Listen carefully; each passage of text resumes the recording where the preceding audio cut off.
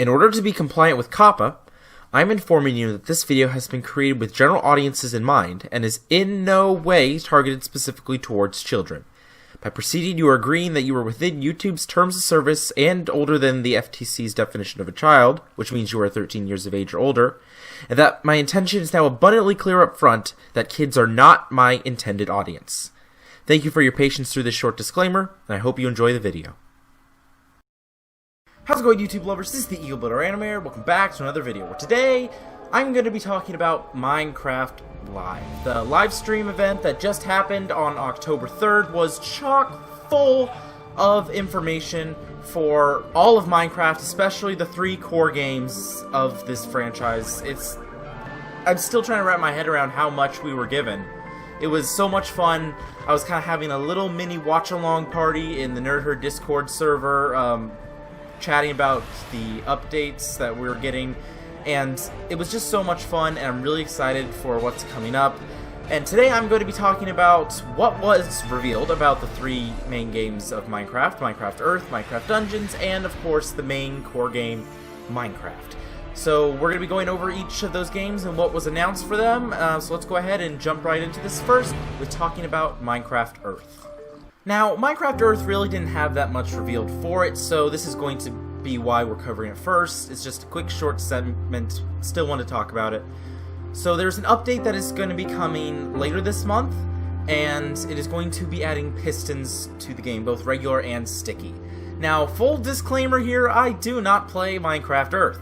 I do not know how Minecraft Earth works at all, so I am not an expert on this subject or what this means, but I'm pretty sure that you can still build things in the game. I mean, it's Minecraft. So with the fact that pistons and sticky pistons are being added means you're probably going to be able to do a lot of cool redstone contraptions that you could just put anywhere in your world. Or maybe it's in specific places. Like I said, I don't know how Earth works, but pistons and sticky pistons, that's basically the piston update for Minecraft Earth is going to be coming later this month. And that's all I have to talk about it. They really didn't reveal too much about Minecraft Earth, other than like a fun little crossover video with content creator. But let's go ahead and move on to the second game, which has a little bit more news, and that is Minecraft Dungeons. First up is not about like actual content updates to Dungeons, but a really cool thing coming up anyway. Minecraft Dungeons is officially going to be getting cross-play support. Now that includes cross-play for PC, Switch, Xbox, and PlayStation. They made sure to make a big point of that, like in the Dungeons segment of the show, by showing 4 people in a party on each of those devices. But that's still really exciting because it means a lot more people are going to be able to party up to play Dungeons together, and I think that's good. Honestly, I think Dungeons gets more hate than it deserves. I personally really enjoy the game. But anyway, the first content update that is going to be coming up is actually a new DLC that is going to be coming out later this year. It is called the Howling Peaks DLC, and it'll have a lot more vertical advancement in the levels. You know how you usually walk around in the levels? This one you're going to be going up a lot. Because like the name implies, it is going to be a mountain-themed DLC. It is going to be including new wind mechanics, so wind can push you. You also need to push things with wind to solve puzzles. And there's also going to be some new mobs added to the game, including the goat, which we get to talk about a little bit later for the base game. And they're also adding Ravagers into the game, which is going to be tough, because these rhino villager things are hard enough in the main game, and they're probably going to do a ton of damage in Dungeons. But then they're also going to be adding a new illager called the Wind Caller that kind of summons a vortex of air and like throws you in the air to do damage to you. I think that's really cool. Again, every time they add a new type of mob to Dungeons, whether it's a golem or an illager or anything like that, that gives an opportunity for that mob to possibly be added to the base game at a later date, which is pretty exciting because there's some cool mobs in Dungeons, so I'm really looking forward to mobs like the Wind Caller being added in the future. There's also going to be a new difficulty coming up, and then if I had to guess, this difficulty and the crossplay are going to be part of the update that's pushed when they release the Howling Peaks DLC, kind of like how the new merchants and daily trials were pushed with the Creeping Winter DLC release. So a free update and a paid update for everyone, no matter how they want to play the game. But this new difficulty, they said, is going to be called Apocalypse Plus. First, Why does everything need to have Plus in it these days? We got Disney Plus, Apple Plus, isn't ESPN Plus a thing as well? A lot of streaming services say Plus, so many things. Just, they feel like they need to put Plus on the end to show that it's better or something. I'm not sure why that's a trend lately. But now that that's out of the way, let's talk about the actual difficulty. Apocalypse Plus, as you know, there are currently 3 difficulties in Minecraft, and Apocalypse is the hardest of them. You unlock each one as you beat the final boss on the previous difficulty. So I'm assuming that, for those of us who have already beaten the final boss on Apocalypse, will already have access to Apocalypse Plus, and any new players, or newer players, will have to beat it before unlocking it. I'm a little bit scared of what that's going to be like, honestly, because you can get overwhelmed pretty easily in Apocalypse if you are not careful. So Apocalypse Plus is just going to be nuts, but I can't even imagine what they're going to raise the power level to, because each difficulty gives you higher power level drops. So we could potentially have, like, power level 120, 125, or pushing that when this update comes out, and I'm really looking forward to that. They also teased some new content that'll be coming up next year, that currently they just had pre-alpha footage to show us, but it still looked really good. There were 3 different types of levels that they showed us. They showed us underwater levels, nether levels, and end levels. So let's quickly talk about each one. Underwater levels, it looks like you kind of float a little bit when you jump or move around, but you probably can't swim up because Dungeons works by keeping you in certain paths. And I believe personally that this will likely be another DLC, kind of like Howling Peaks. I believe we're going to have almost like a sunken island in the Island Realms area of the map, and that's where it's going to be because, I mean, you're going to have like ocean monuments, you're going to have pufferfish and everything. So that's going to be fun. It looks like it's going to be another DLC for the game. Always good to have new content coming. But the really exciting ones here are the Nether and End levels. First, the Nether levels. That's just perfect after a Nether update. There are a ton of new blocks for the Dungeons team to implement into Dungeons, as well as take inspiration from when they create their Dungeon-specific items and blocks. And we already kind of guessed this was coming because there is an unfinished Nether portal that you can find by going to the far side of base camp. After you defeat the final boss, you get the piston jumps, and you're able to find a broken portal. It's missing a piece of obsidian, but it's sitting there. So, and I'm pretty sure that this means that the Nether levels are going to be a free for everyone update. Like, actually just a regular part of the game and not a DLC, because every DLC so far has been on the Island Realms section of the map. Because we have a Nether portal that is probably going to play a factor into how we get to these Nether levels, I believe that the Nether will be just a addition to the regular levels that we have, something that you can go to after defeating the final boss and unlock the springboards that get you to that area. So that's what I believe. I think the Nether levels are going to be able to come to everyone. And finally, the end levels. Now, these I'm particularly excited about, because I just mentioned how the Nether levels have a ton of stuff to work with because of the recent Nether update in the base game. Now we have end levels coming.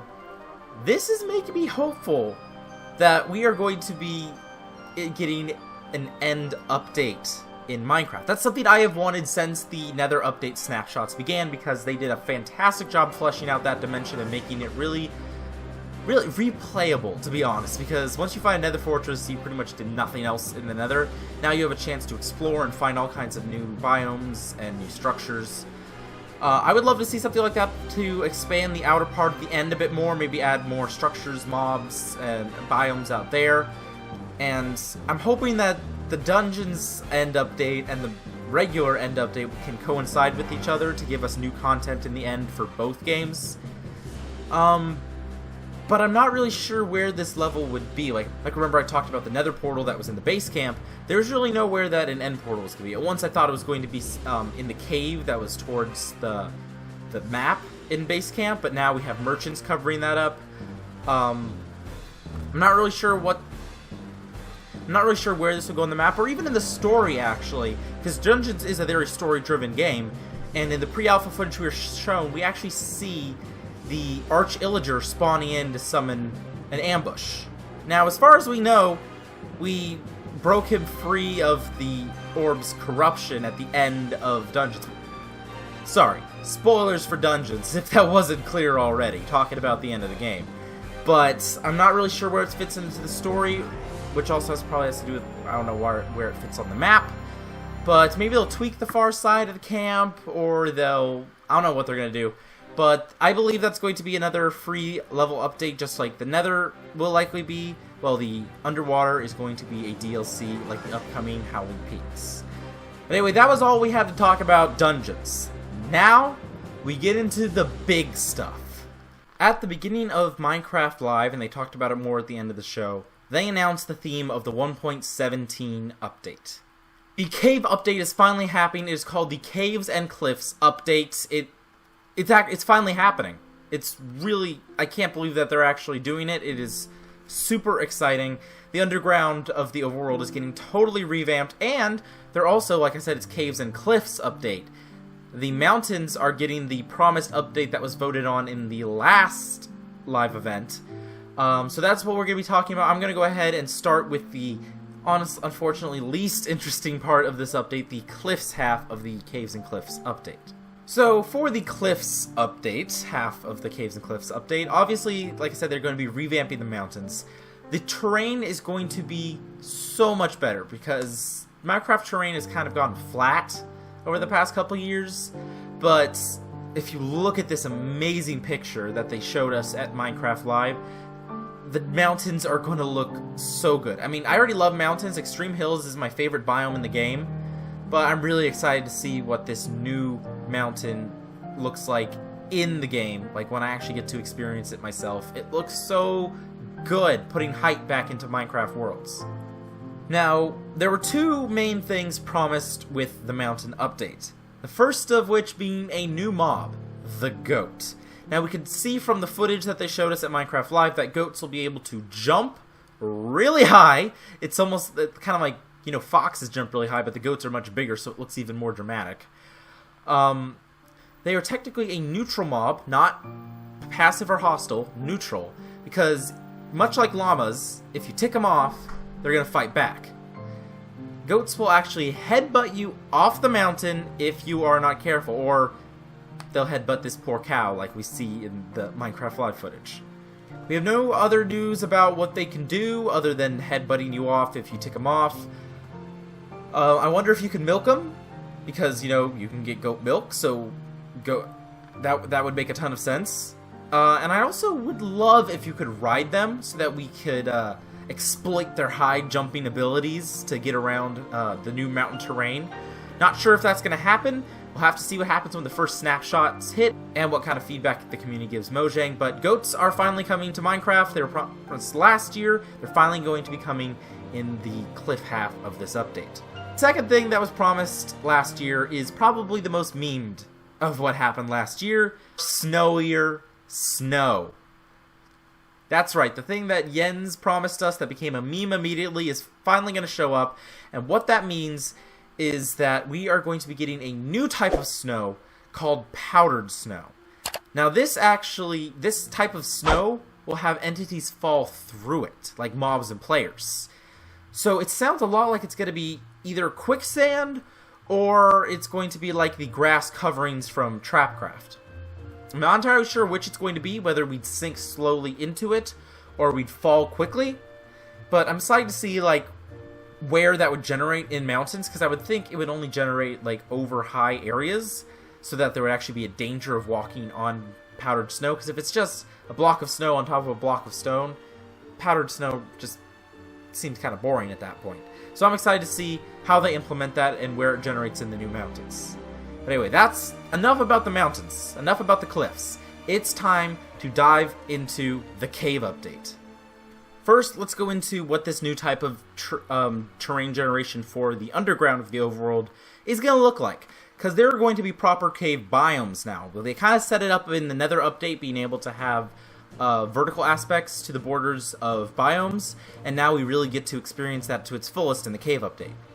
First off, caves are not just going to be the tight little corridors that they are now. They are going to be able to generate in much larger areas. Going to be massive caves, as you can see in this footage here. And even sometimes they could be flooded because of a new tweak they're making about water pockets and water levels. So you could have underground lakes or even underground oceans in these caves. So underground's going to be, it's an entire world down there. It's almost going to be like Journey to the Center of Earth, and that's going to be awesome. But they didn't just make the caves bigger, they added different types of caves. They are going to be proper cave biomes, first of which they revealed are the lush caves. Now these are full of vines and leaves and flowers, and some of these vines are part of drip leaf plants. Now drip leaf can actually be used as a platforming thing. Get ready for more parkour. It's a water-based kind of plant that you can platform on, but it can grow up to different heights. It doesn't need to be in the water. We see examples of it being in air. But the platforms that you stand on at the top, the lily pad looking things, actually kind of tilts, like as if something, like the vine's holding up in the center, it just tilts around it when you stand on different edges of it. I think that's going to be really cool to see how that factors into parkour. Like if you stand on one edge, will it actually drop you lower enough that you can't make a certain jump? That's going to be really interesting to see what map makers do with that. But that's not the only type of plant that's being added. Of course, these are lush caves. We're also going to be getting glowberries, which are a light source in lush caves, and they're also edible. I'm not sure if they'll give you any kind of effect when they're eaten. I mean, they glow. They're glowberries. Maybe they'll give you a glowing effect without you needing to shoot yourself with a spectral arrow. That would be an interesting feature. I'm not sure how that would be beneficial, but that could be interesting. Then these lush caves are actually going to be pretty easy to find if you're on the surface as well, not just hunting underground, because a new type of tree spawns over these biomes, and it is called the azalea tree, and it has all kinds of its own variants on saplings and leaves. Not sure if the wood is any different. We'll have to see if it gives a new type of wood or if they just reuse oak wood for the azaleas. But these grow on top of the lush caves and mark above ground where they are underground. There's also something else that can be found in these lush caves, and it was the last thing that they revealed for the update, and it's rivaling the baby turtle for the cutest thing in the game, the axolotl. Hey, X-O-L-O-T-L! My time has come to burn! I invoke the ancient power that I may return! That's right, the thing that Gravity Falls fans love to nerd out over. Mexican walking fish, I believe it's called. An endangered species, is actually going to be in Minecraft now. You can see that they swim around. They can be picked up in buckets, much like fish can. But when you pick them up in buckets, that's how you tame them. So when you put them back down, they are loyal to you. And they are basically act like a dog, where they will attack what you attack or what attacks you. So you could like summon an army of axolotls before you take on an ocean monument, as we could see in the footage. And I think that's awesome. It almost even looks like they have a mechanic where they can play dead. Maybe the mobs will ignore them if they play dead, and then they can spring back to life like a possum and attack. That'd be really cool if that's actually what that footage is hinting at. So we have a new type of pet that we can have, and it's one that can follow us around underwater. For those of you who like to build underwater bases, like with a conduit, so you can just live under there, this is going to be perfect for you to have swimming around you in your home.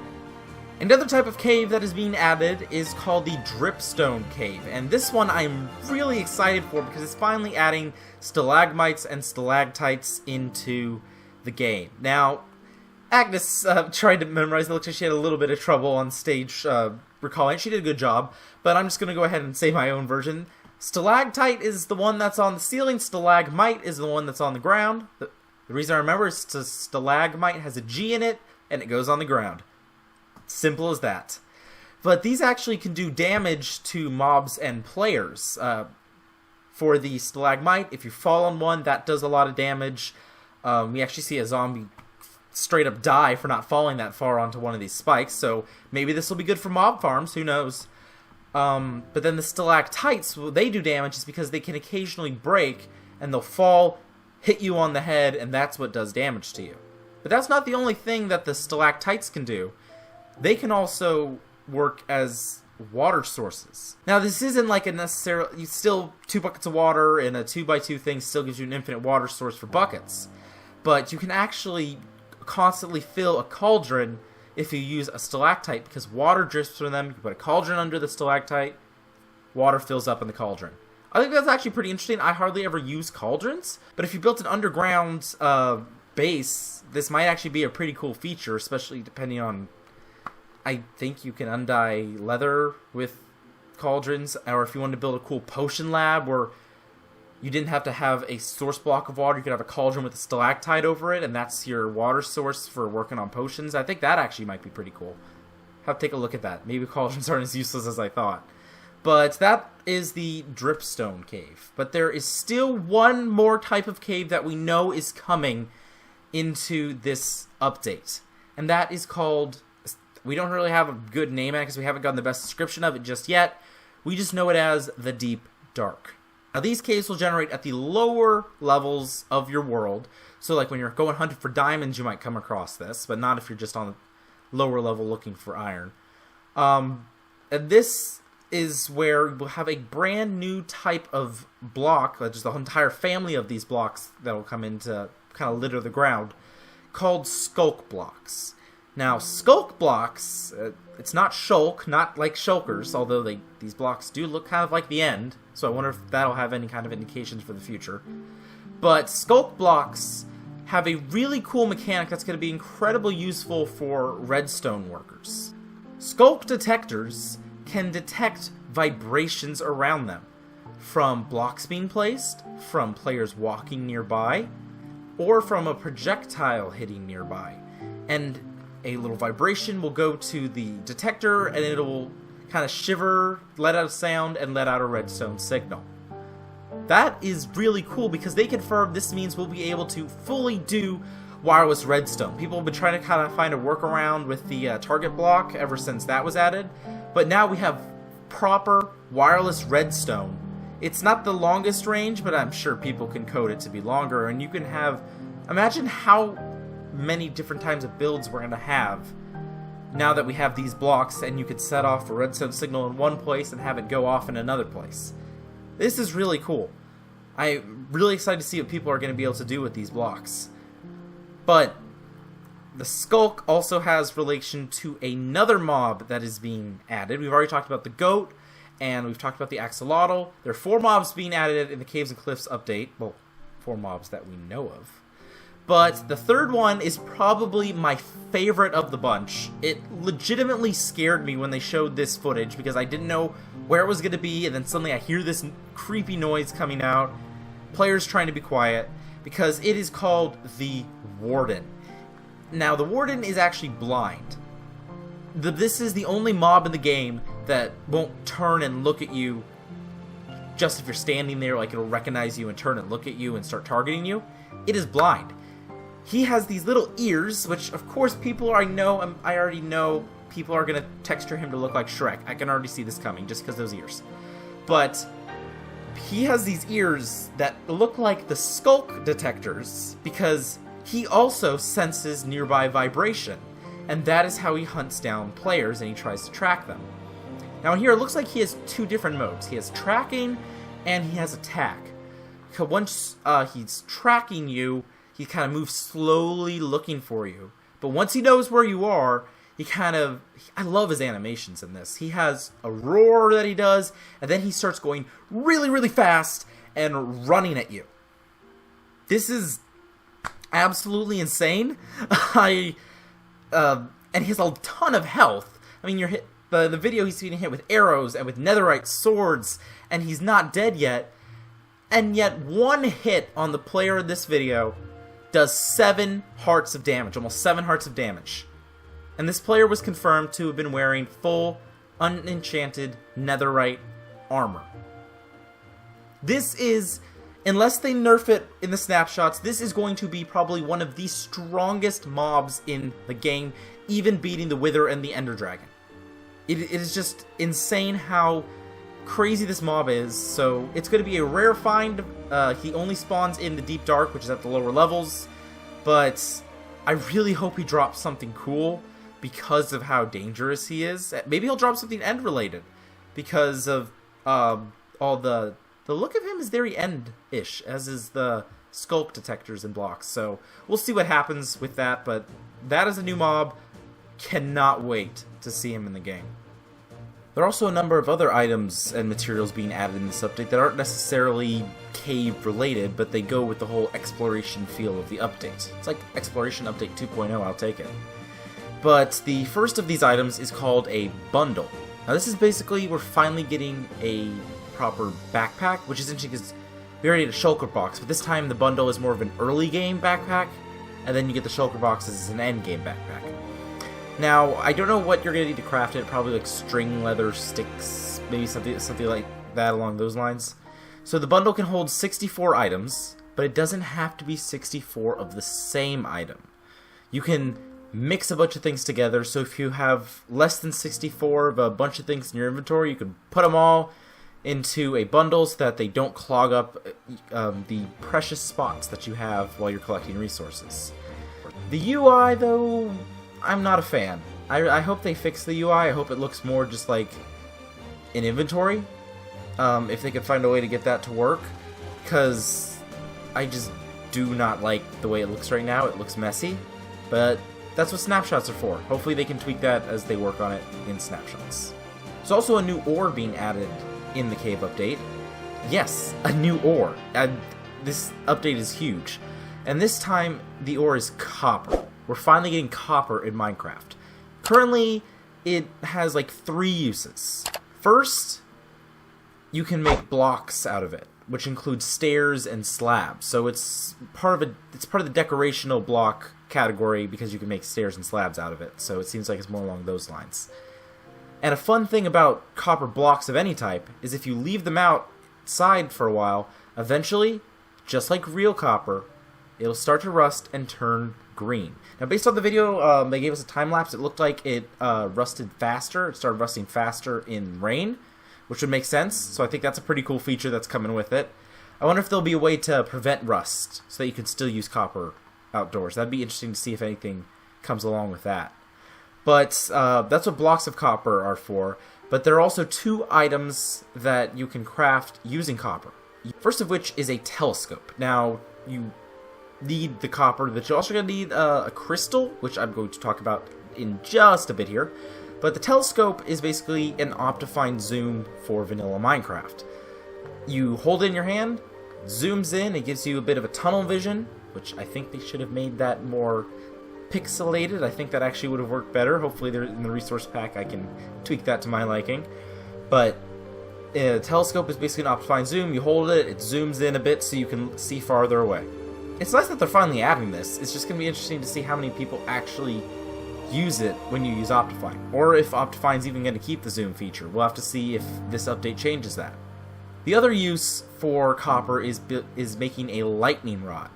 So the lightning rod, just like real lightning rods, you can put up to attract lightning and keep it from damaging your house, because lightning burns down people's houses in Minecraft. That's just something that happens if you build your house out of wood, wool, for decoration or anything like that. Strike a lightning, it can all start going up in flames. With a lightning rod, you can prevent that from happening. Now what's going to be interesting to see is, if you put up a lightning rod, is it just good, or does each lightning strike on the rod take away durability?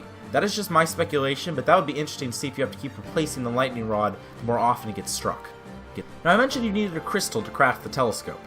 Well, that crystal is called amethyst. There is a new type of generation in the caves. It's not a structure, but it's just a rare type of generation where you can find amethyst geodes with crystals growing on them. The crystals actually have to grow. And they made sure to make clear that you cannot move the geodes. They are not blocks you can push with a piston. They're not blocks you can mine up. Like if you try to mine it, it's just unharvestable. So they thought it was fun to do that so that you couldn't just take everything back to your base and build a farm there. It's like a spawner farm. You have to go to where the spawner is if you want to use it. Crystal farm, you gotta go to where the geodes are if you want to use it. And I like that. I think that's a fun way to balance it out. I'm not sure what they're balancing though, to be completely honest, because the crystal currently only has like 1 use, but maybe they have more plans for it in the future, and the snapshots might reveal that. Because remember, Nether update, they didn't reveal everything right off the bat. There are plenty of things that came after the snapshots began, so we'll see what happens to the crystals going forward. Now, amethyst geode pockets may not be a generated structure, but there are a couple generated structures that will be coming in the Caves and Cliffs update. First one is something that we see quite briefly during the footage that introduces us to the Warden. So it's in the Dark Deep. Of course, I'm assuming these generate anywhere because it seems like a common structure based off what's in it. We don't know really much about this. We just see that there's some barrels and cobwebs in there, so maybe the barrels will have some loot. But around it, there also were candle blocks, kind of like the ones that you can see scattered around in Minecraft dungeons. It almost looks like you could place them together in like groups of 4 or 5, maybe even, kind of like you can do with sea pickles. So it seems like it's just a land version of a sea pickle. Now I wonder if candles will go out, or if you have to like light them if water is on them, or if water breaks them. We'll have to see how candles work out. It's going to be interesting how you can choose to use a candle over a torch. I guess it's more of a decorational thing. But personally, my speculation on the crafting recipe is going to involve honeycomb, because currently honeycomb is only made to make a nest. Is nest the right word, right? Yes, because hive is the wild one, nest is the player-made one. A bee nest is currently the only use for the honeycomb. So it'd be interesting if you could actually use that and make candles. I think that would be a really fun way to do that, since you don't even know how common these structures are going to be, so only finding them there for such a seemingly simple item wouldn't make any sense, so it probably will be craftable. The other generated structure is part of a whole new mechanic being added to Minecraft, because this new structure is an archaeological excavation site. An abandoned one, of course, like most things in Minecraft, because there is now going to be archaeology mechanics. There are brush items that you can at least find in the site, don't know if you can craft them yet, where you can sweep away gravel and dirt and try to find treasures. But you need to be careful, because just like real archaeology, if you're too rough or too fast, you could break it and ruin it. Now, in the demo footage that they showed us, there was like a diamond block, there was an emerald block, and then there are also these new things called ceramic shards. I'll talk about the ceramic shards that's actually really hard to say, wow. But I'll talk about them in just a minute. I wanted to talk about the diamond and emerald block there. Those could be placeholders. It could be that they're adding newer artifacts that are going to go in there that they just haven't added yet, because that seems really overpowered. Just find emerald or diamond blocks sitting in just a simple thing that you don't have to fight mobs to get. Like Woodland Mansions. You could find some diamond blocks there if you're lucky, but you have to fight all the mobs to get there, so it's balanced out. So I don't think the diamond block and emerald block are going to stay as drops you can get in archaeological. Now, the ceramic shards. What we do know about those is that they can be found in the archaeological dig sites, and they can be applied to another new block, and that is the clay pot. Now, the clay pot, the ceramic shards come in preset designs, and you can put them on any side of the pot you want in any combination. So it gives you slight customization on your clay pot before you light a fire under it, and essentially you put it in a kiln so that you can harden it and permanently give that pot the certain design that you gave it. I think that's pretty cool. I wonder if the pots will be able to hold anything, because like I know we have ceramic vases and stuff in dungeons, and those hold emeralds, so I'm wondering if this is going to be a fancy decorative storage method. Finally, the last feature I would like to talk about is probably the most controversial. Not probably, it is the most controversial thing being added. Everyone loves pretty much everything else I've talked about up to this point, and then there's this. The winner of the mob vote this year was the Glow Squid. It beat out the Moo Bloom and the Iceologer. So, Glow Squids, based on what we know of them from what little information the article and video gave us, to the information from the game it's already in, Minecraft Earth, it's basically just a squid. A retextured squid that has slight effects like the Enderman eyes or spider eyes do, where you can see them standing out in the dark. That's its glow. It doesn't actually glow. A lot of people thought it was a light source, but it's not. Now, as I mentioned, this is a very controversial addition because of everything around it. I feel like I have to explain the whole situation to it so people can understand. So, leading up to the actual vote, a lot of people, including myself, ran some preliminary polls on Twitter to gauge interest in the mob vote. And a vast majority of the polls that I saw, here's some examples on screen, had the Iceologer winning, often by a landslide, with like 60 to 70% of the vote for the Iceologer. Then today came, and the Iceologer didn't win a single vote. It came in second in the first round, and then it was eliminated in the second round. Here's what happened. YouTuber Dream, pretty sure you've heard of him, tweeted out to his followers on his second Twitter account that he would follow back anyone who voted for the glow squid. So, honestly, whatever opinion you have about these mobs, I think the fact that Dream was basically trying to buy the vote, and by promising something that, let's be honest, he is not actually doing. There's no way he is following back that many people, and there are already people complaining that he's not following them back. It took all the fun out of the voting. We ended up with what was, in my opinion, the worst option of the three because it didn't add anything new. I mean, Iceologer probably added the most new stuff to the game with its new combat mechanics, and it would have fit right along with the Caves and Cliffs update. And the Moo Bloom, it seemed like a mushroom just with a flower design. It at least would have given us a new flower. Sure, it was another yellow flower, so it probably wouldn't mean a new dye, but it at least would have given us something new. Glow Squid, unless they drastically decide to give it a brand new feature that's never been seen before during the snapshots, it's just a squid. It drops ink sacs just like any other squid. It's just found in deep oceans. So that's what we got right now. Glow Squid, that explains all the drama going on Twitter. I'm a big fan of Helen's make all three mobs campaign she's trying to push. Because this vote was a disaster. Everyone was fighting at the end of it.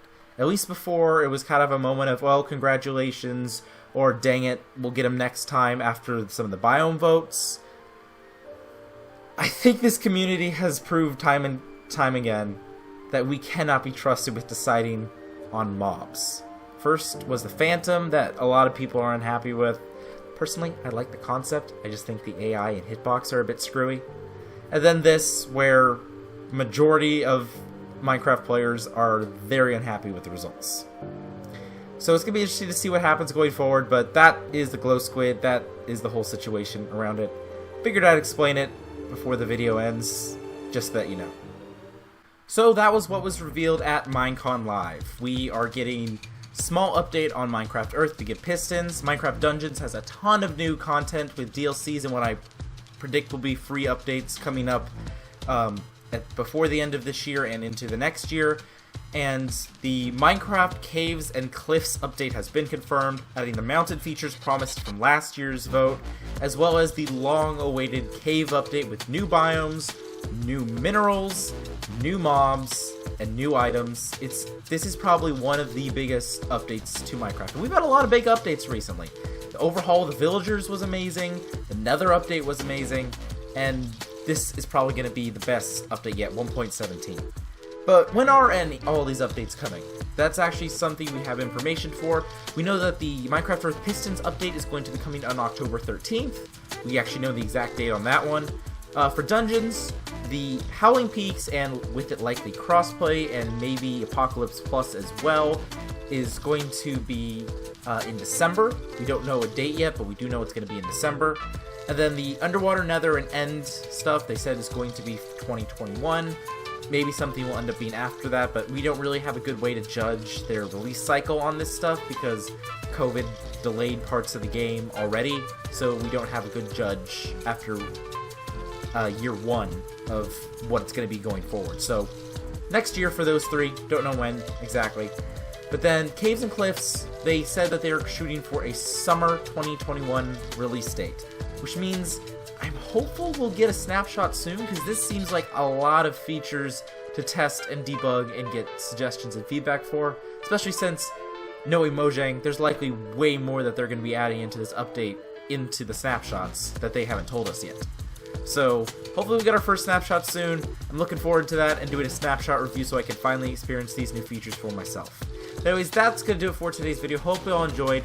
Let me know, what mob did you want to be added? Of all the three, click that eye in the top right corner and let's have our own vote right here, just one round.